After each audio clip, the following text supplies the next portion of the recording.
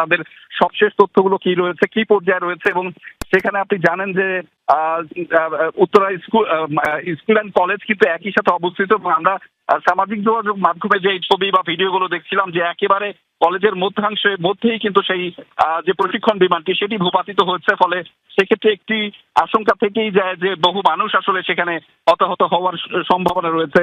ফলে সেই সব তথ্যগুলো একটু আমরা জানানোর চেষ্টা করছি। তবে আমার মনে হয় যে সেই জায়গা থেকে অর্থাৎ স্পটে পৌঁছানোর পরেই সবশেষ তথ্যগুলো আমরা দর্শকদেরকে দিতে পারবো, এবং আমরা চেষ্টা করছি যে যত দ্রুত সম্ভব সেখানে পৌঁছানোর।